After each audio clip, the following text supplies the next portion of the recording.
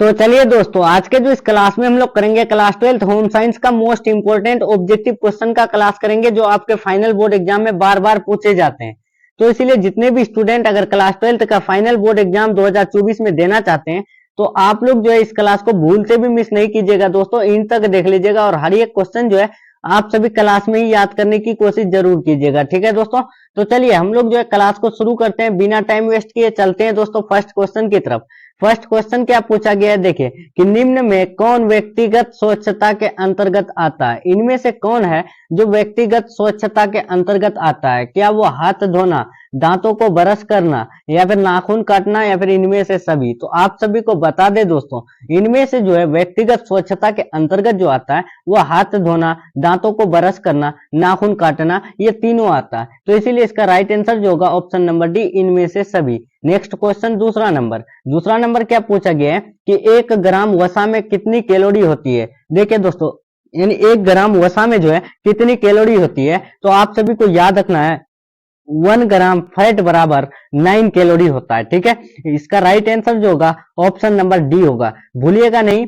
1 ग्राम fat बराबर कितना होता है, तो यानी 9 कैलोरी होता है, और 9 कैलोरी मिला करके 1 ग्राम फैट बनता है। नेक्स्ट क्वेश्चन आपका चलते हैं तीसरा नंबर क्या पूछा गया है कि बच्चों को पूरक आहार कितने महीने में देना चाहिए। देखिए दोस्तों, बच्चों को जो पूरक आहार देना चाहिए तो वो कितने माह में देना चाहिए, तो आप सभी को याद रखना 6 माह में देना चाहिए। ठीक है, 6 माह के अंदर, यानी जब बच्चा पैदा होते हैं, पैदा होने के 6 महीना बाद जो है उनको पूरक आहार देना चाहिए। इसका right answer option number A. Next question 4 number क्या है कि एड्स कैसे फैलता है। जो एड्स रोग है तो वो कैसे फैलता है दोस्तों, तो आप सभी को याद रखना है एड्स रोग जो फैलता है वो हाथ मिलाने से फैलता है। ठीक है, इसका राइट आंसर जो होगा ऑप्शन नंबर ए होगा। देखिए, एड्स जो रोग है ना वो एक संक्रमण रोग है। ठीक है, ये भी याद रखेगा, एड्स संक्रमण रोग है, उसमें संक्रमित होते हैं, मतलब कि हाथ मिलाने से संक्रमण जो होता है ना, उसके कारण जो है वो क्या होता है, एड्स फैलता है। नेक्स्ट क्वेश्चन आपका 5 नंबर क्या पूछा गया है कि निम्न में कौन जो है पहले कुछ दिनों के दौरान बच्चों की देखभाल के अंतर्गत आता है। इनमें से कौन है जो, यानी बच्चे के जो पैदाइश है उनके कुछ दिनों के दौरान जो है बच्चे की देखभाल के अंतर्गत आता है। तो आप सभी को याद रखना है बच्चों को गर्म रखना, गर्भनाल की देखभाल और माँ के दूध के अलावा कुछ नहीं देना, ये तीनों आता है। तो इसीलिए इसका राइट आंसर जो होगा ऑप्शन नंबर डी, इनमें से सभी होगा। ठीक है दोस्तों, तो चलिए हम लोग नेक्स्ट क्वेश्चन 6 नंबर देखते हैं। 6 नंबर क्या है कि क्षय रोग से बचने के लिए कौन सा टीका लगाया जाता है। देखिए, जो क्षय रोग है वो जो है उससे हम लोग को बचना है, तो उसके लिए कौन सा वैक्सीन लगाया जाता है, तो आप सभी को याद रखना है बीसीजी वैक्सीन लगाया जाता है। ठीक है, बीसीजी वैक्सीन जो लगाया जाता है वो क्षय रोग से बचने के लिए लगाया जाता है। ठीक है, इसका right answer option number C. Next question 7 number क्या पूछा गया है कि रोग निरोधी क्षमता कितने प्रकार के होते हैं। तो आप सभी को बता दें, रोग निरोधी क्षमता जो प्रकार के होते हैं तो वो कितने प्रकार के, तो आप सभी को याद रखना है 2 प्रकार के होते हैं। ठीक है, इसका राइट आंसर होगा option number A. Next question आपका 8 नंबर क्या पूछा गया है। देखिए यहाँ पर जो 8 नंबर पूछा गया है कि निम्न में कौन सा तत्व विकास को प्रभावित नहीं करता है। देखिए दोस्तों, इनमें से कौन सा तत्व है जो यानी विकास को प्रभावित नहीं करता है, यानी जो इवोल्यूशन है उनको जो है प्रभावित नहीं करता है, तो वो धन नहीं करता है। ठीक है, इनमें धन का कोई काम ही नहीं है विकास में इवोल्यूशन को प्रभावित करने में। ठीक है, इसका राइट आंसर जो होगा ऑप्शन नंबर डी होगा। नेक्स्ट क्वेश्चन आपका चलते हैं 9 नंबर क्या है कि निम्न में से कौन सी बीमारी दूषित भोज्य पदार्थ को खाने से होता है। इनमें से कौन सा बीमारी है जो, यानी दूषित भोज्य पदार्थ मतलब कि बासी भोज्य पदार्थ खाने से जो है होता है, तो आप सभी को याद रखना अतिसार, हैजा और पेचिश, ये तीनों रोग होता है। तो इसीलिए इसका राइट आंसर जो होगा ऑप्शन नंबर डी होगा। नेक्स्ट क्वेश्चन आपका चलते हैं 10 नंबर क्या है कि निम्न में कौन खाद्य विषाक्तता का लक्षण है। इनमें से कौन है जो खाद्य विषाक्तता का लक्षण है, तो आप सभी को याद रखना जी मचलना, उल्टी, दस्त, ये तीनों जो है खाद्य विषाक्तता का लक्षण है। इसलिए इसका राइट आंसर जो होगा इनमें से सभी डी नंबर। नेक्स्ट क्वेश्चन आपका चलते हैं 11 नंबर क्या पूछा गया है कि शुद्ध जल होता है। देखिए, जो प्योर वाटर होता है ना, तो वो क्या होता है, क्या रंगहीन, गंधहीन, स्वादहीन, इनमें से सभी? तो आप सभी को बता दें, जो शुद्ध यानी जल होता है यानी प्योर वाटर जो होता है ना, वो रंगहीन, गंधहीन, स्वादहीन तीनों होता है। तो इसीलिए इसका राइट आंसर जो होगा ऑप्शन नंबर डी, इनमें से सभी। Next question 12 number. 12 नंबर क्या पूछा गया है कि अंतःस्रावी प्रणाली से संबंधित आजकल का सबसे आम रोग है। देखिए दोस्तों, अंतःस्रावी प्रणाली से संबंधित जो है आजकल का जो सबसे आम रोग है तो वो कौन सा है? तो आप सभी को याद रखना है मधुमेह। मधुमेह रोग जो है ना, यानी अंतःस्रावी प्रणाली से संबंधित आजकल का सबसे आम रोग है। इसका राइट आंसर होगा option number A. Next question आपका 13 नंबर। 13 नंबर क्या पूछा गया है कि निम्न में कौन ध्वनि प्रदूषण का यानी सामान्य स्रोत है? देखिए, जो आपका यानी साउंड पोल्यूशन होता है ना, उनका जो सामान्य स्रोत जो है तो वो कौन है? तो आप सभी को याद रखना है, वो है सड़क यातायात। देखिए, सड़क यातायात में गाड़ी जो होते हैं ना, यानी जैसे बाइक होते हैं, कार होते हैं, ठीक है, ये सब जो है यानी ध्वनि प्रदूषण का जो है सामान्य स्रोत है। ठीक है, इसका राइट आंसर होगा option number C. Next question आपका चलते हैं 14 नंबर। 14 नंबर क्या है कि घरेलू वायु प्रदूषण का क्या कारण है? देखिए, घरेलू वायु प्रदूषण जो है, डोमेस्टिक एयर पोल्यूशन जो है, उनका जो कारण है तो वो क्या है? तो आप सभी को याद रखना है, इनका जो मुख्य कारण है ना, वो कौन सा है? खाना पकाने के लिए प्रयुक्त ईंधन, मच्छर मारक तो यानी तंबाकू, धूम्रपान, ये तीनों जो है यानी किस में आते हैं? घरेलू वायु प्रदूषण का मुख्य कारण में आते हैं, मतलब कि यानी डोमेस्टिक एयर पोल्यूशन में आता है। ठीक है, इसीलिए इसका राइट आंसर जो होगा इनमें से सभी। नेक्स्ट क्वेश्चन आपका 15 नंबर देखते हैं। 15 नंबर क्या है कि दूषित जल पीने से कौन सा रोग होता है? देखिए, दूषित जल पिएंगे तो उससे जो रोग होता है, कौन सा रोग होता है? तो आप सभी को याद रखना है, पीलिया रोग होता है। ठीक है दोस्तों, पीलिया रोग को हम लोग जॉन्डिस रोग भी बोलते हैं। ठीक है, जॉन्डिस रोग जो है दूषित जल पीने से होता है। इसका राइट आंसर जो होगा ऑप्शन नंबर ए होगा। नेक्स्ट क्वेश्चन आपका चलते हैं 16 नंबर। 16 नंबर क्या है कि प्लास्टिक द्वारा मुख्यतः किस प्रकार का प्रदूषण होता है? देखिए, प्लास्टिक से जो प्रदूषण होता है तो मुख्य रूप से कौन सा प्रदूषण होता है, यानी खास रूप से? तो आप सभी को याद रखना, भूमि यानी जमीन में जो है क्या होता है? प्लास्टिक के द्वारा जो है ना, यानी वो प्रदूषण होता है। ठीक है दोस्तों, अगर देखिए जमीन में अगर आप लोग देखिएगा, यानी जो प्लास्टिक होता है ना, वो अगर गिरा हुआ रहेगा तो वहीं रह जाएगा और उससे जो है पोल्यूशन बनता है और जमीन जो है क्या करता है? वो यानी उपज कम कर देता है। ठीक है दोस्तों, तो वहां से उनका पोल्यूशन हो जाता है। Next question 17 number. 17 नंबर क्या पूछा गया है कि जल प्रदूषण के कारणों के लिए यानी मुख्य रूप से निम्नलिखित में से कौन जिम्मेदार है? देखिए, जल प्रदूषण जो है उनके कारणों के लिए जो है खास रूप से कौन जिम्मेदार है? तो आप सभी को याद रखना है, इनमें से जो है खास जिम्मेदार जो है ना, वो है तेल रिफाइनरी और कागज कारखाना। ये तीनों जो है जल प्रदूषण के कारणों के लिए मुख्य रूप से जाने जाते हैं। इसलिए इसका राइट आंसर जो होगा ऑप्शन नंबर डी, बी और C. Next question 18 number. 18 number क्या है कि कुकुर खांसी से बचाव के लिए कौन सा टीका लगाया जाता है? देखिए दोस्तों, कुकुर खांसी जो होता है ना, उससे जो बचना है तो उसके लिए कौन सा वैक्सीन लगाना पड़ेगा? तो आप सभी को याद रखना है, वो डीटीपी लगाया जाता है। ठीक है दोस्तों, इसका राइट आंसर होगा ऑप्शन नंबर बी, यानी डीटीपी वैक्सीन जो है ना, उससे क्या होता है? कुकुर खांसी से बचाव होता है। नेक्स्ट क्वेश्चन आपका चलते हैं 19 नंबर। 19 नंबर क्या है कि क्षय रोग फैलने का माध्यम है? देखिए, क्षय रोग जो फैलता है तो उनका माध्यम क्या है, यानी उनका जो है स्रोत क्या है? तो आप सभी को याद रखना है, क्षय रोग जो है वो यानी किससे फैलता है? तो वो दूषित वायु से फैलता है। ठीक है, यानी दूषित वायु जो होता है ना, उससे क्या होता है कि क्षय रोग होता है, ट्यूबरकुलोसिस होता है। ठीक है, इसका right answer option number A. Next question 20 number. 20 number क्या है कि किसके द्वारा शरीर की सूक्ष्मतम इकाई की रचना होती है? देखिए दोस्तों, किसके द्वारा जो है सूक्ष्मतम इकाई आप सभी को पता ही होगा कि शरीर की जो है सबसे छोटी इकाई को हम लोग कोशिका कहते हैं। तो वही है कि किसके द्वारा शरीर की कोशिका की रचना होती है, यानी बनती है? तो आप सभी को बता दें, वो प्रोटीन के द्वारा। ठीक है दोस्तों, इसका राइट आंसर जो होगा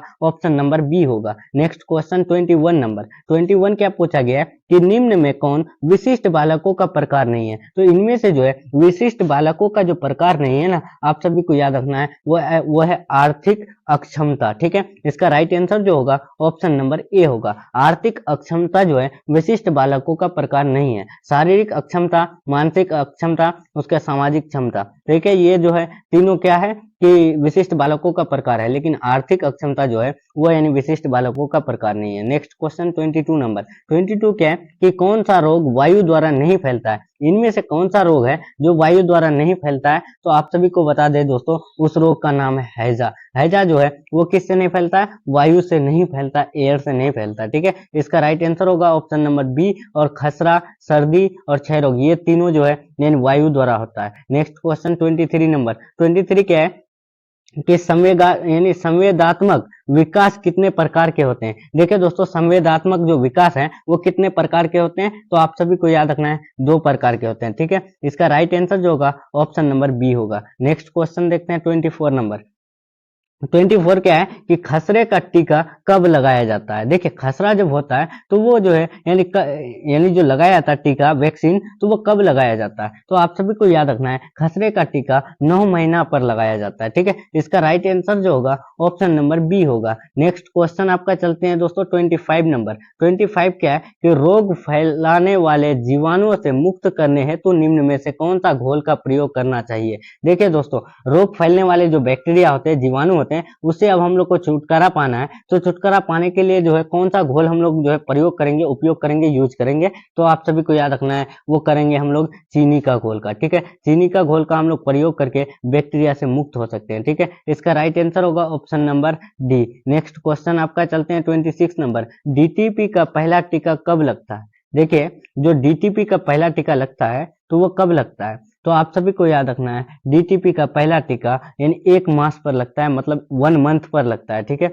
इसका राइट आंसर जो होगा ऑप्शन नंबर डी होगा। Next question 27 number. 27 नंबर क्या है कि एमएमआर टीके से किन किन रोगों का बचाव होता है। देखिए, जो एमएमआर टीके हैं उससे जो है किन किन रोगों का बचाव होता है, तो आप सभी को याद रखना है दोस्तों एमएमआर टीका से जो बचाव होता है वो यानी खसरा, गलसुआ, रुबेला, ये तीनों रोग का बचाव होता है। तो इसीलिए इसका right answer option number D इनमें से सभी होगा। तो चलिए दोस्तों, अब हम लोग चलते हैं 28 नंबर। 28 नंबर क्या पूछा गया है कि कूड़ेदान में किसका छिड़काव करना चाहिए। देखिए, जो डस्टबिन होता है उसमें जो है हम लोग को किसका छिड़काव करना चाहिए, तो आप सभी को याद रखना है डस्टबिन में डीटीपी का छिड़काव करना चाहिए। ठीक है, इसका राइट आंसर होगा ऑप्शन नंबर सी।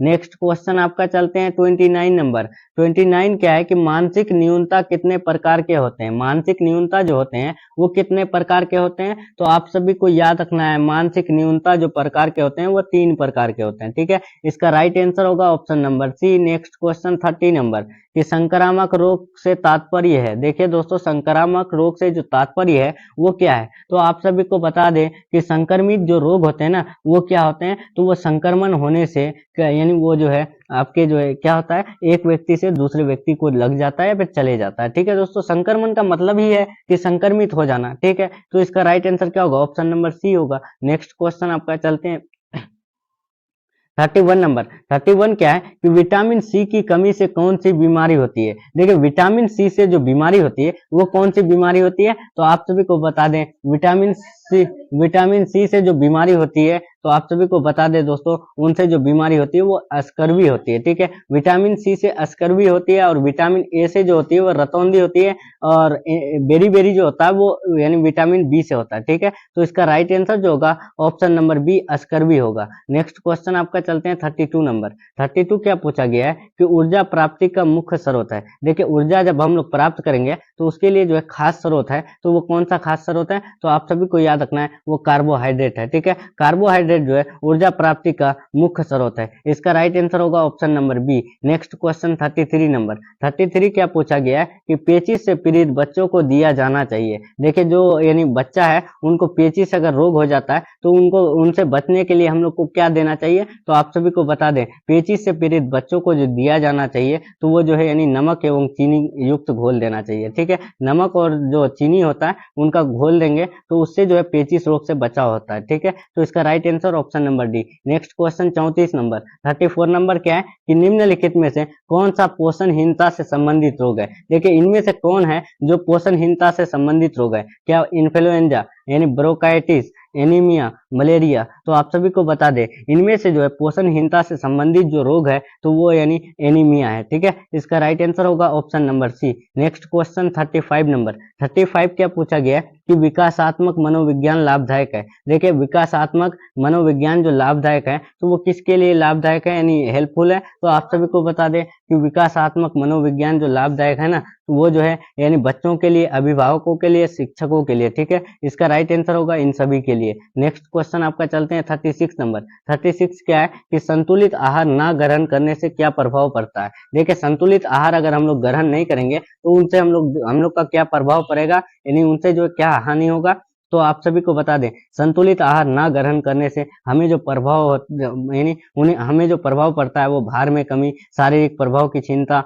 और कमजोरी हो जाती है। ठीक है, तो इसीलिए इसका राइट आंसर जो होगा ऑप्शन नंबर डी, इनमें से सभी। नेक्स्ट क्वेश्चन 37 नंबर क्या है कि रोग निरोधक क्षमता कितने प्रकार की होती है। तो ये जो है आप सभी को पहले भी बताया कि रोग निरोधक क्षमता जो होती है वो यानी 2 प्रकार की होती है। ठीक है, इसका राइट आंसर जो होगा ऑप्शन नंबर बी होगा। नेक्स्ट क्वेश्चन आपका 38 क्या है कि बच्चों को किस रोग से बचाने के लिए विटामिन ए की खुराक दी जाती है। तो आप सभी को इससे पहले बताया कि विटामिन ए की जो खुराक दी जाती है वो रतौंधी से बचने के लिए दी जाती है। ठीक है, इसका राइट आंसर जो होगा ऑप्शन नंबर ए होगा। नेक्स्ट क्वेश्चन आपका चलते हैं 39 क्या पूछा गया है।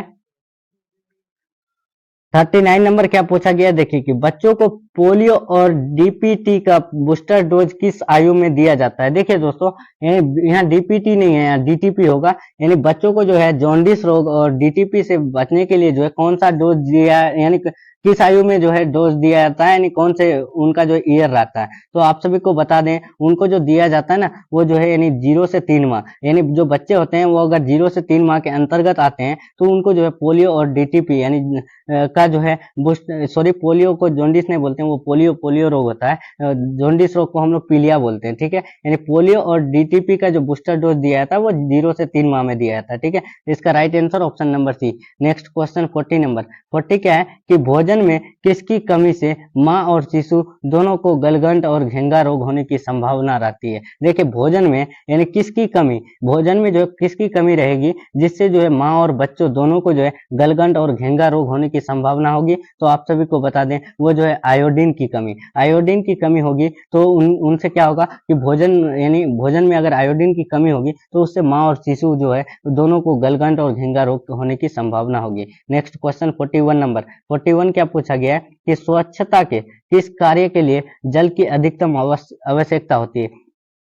देखिए स्वच्छता लाने के लिए जो है यानी किस कार्य में के लिए यानी कौन से काम के लिए जल की अधिकतम आवश्यकता होगी। तो आप सभी को बता दें कि वो जो आवश्यकता होगी वो कपड़ों की धुलाई के लिए। ठीक है, इसका राइट आंसर होगा option number B. Next question 42 क्या है, टाइफाइड और हैजा बीमारियां किसके प्रदूषण से होती है। टाइफाइड और हैजा बीमारी जो होती है वो किसके संदूषण से होती है। तो आप सभी को याद रखना है टाइफाइड और हैजा जो बीमारी होती है ना वो यानी जल और भोजन दूषित होने के कारण होती है। ठीक है, तो इसीलिए इसका राइट आंसर जो होगा ऑप्शन नंबर सी, उपर्युक्त दोनों। नेक्स्ट क्वेश्चन आपका चलते हैं 43 क्या है कि WHO का पूरा नाम। तो ये क्वेश्चन आप सभी को पहले भी करा चुके हैं। जो भी स्टूडेंट अगर पहले का भी क्लास नहीं देखे हैं तो आप लोग देख सकते हैं। तो देखिए WHO का पूरा नाम क्या है, तो वो है वर्ल्ड हेल्थ ऑर्गेनाइजेशन। ठीक है, इसका राइट आंसर होगा option number A. Next question 44 number, last question देखते हैं। यानी स्त्री के प्रथम दुग्ध स्राव को कहते हैं। देखिए स्त्री जो ओमेन रहती है उनके जो है यानी प्रथम जो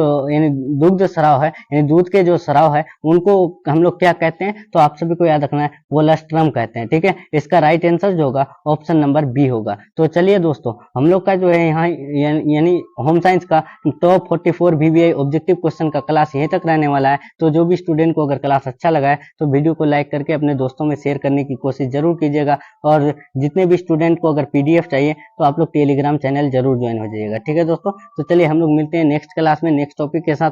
तब तक के लिए अल्लाह हाफिज, bye, take care, thanks for watching.